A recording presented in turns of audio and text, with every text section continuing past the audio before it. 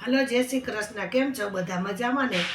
આપણે આજે લાયલોન પૌવાનો છેવડો બનાવવાનો છે. લાયલોન પૌવા છે, સિંગ છે, દ્રાક્ષ છે, ડૂટી ફૂટી છે, મગ ચણાની દાળ છે, લીમડી છે, સેવ છે અને આ મરચાં છે. તો આપણે ગેસ જગવી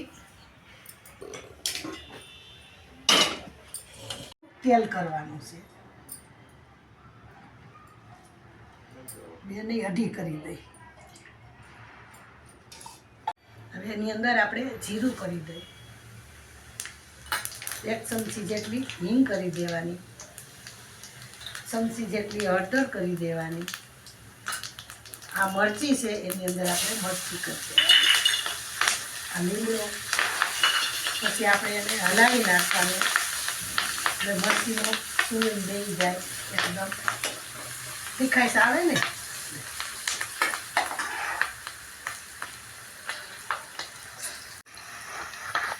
ચમચી જેટલું મીઠું કરી દેવાનું. હવે આપણે એને પાછું હલાવી નાખવાનું. હવે ધીમો ગેસ કરી દેવાનો. હવે આપણે ધીમે ગેસે પૌવા શેકી નાખવાના. એની અંદર એકદમ શાંતિથી શેકવાના. હાવ ધીમો ગેસ કરી દીધો છે. પૌવા શેકાઈ ગયા છે તો આપણે એને નીચે ઉતારી લઈએ. હવે આપણે આ સેવ છે એને ભેળવી દઈએ. ધીમે ગેસે એકદમ શેકાશે પૌવા. ચણાની દાળ છે એને આપણે ભેળવી દઈએ.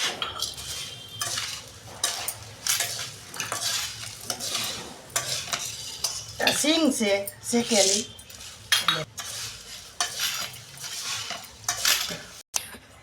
આ ડૂટી ફૂટી નાખી દઈ. થોડી ગળ્યું બહુ ન લાગે એટલે આમ થોડીક નાખી છે.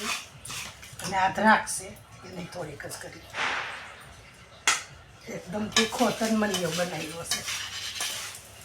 સરસ મજાનો તૈયાર થઈ ગયો છે.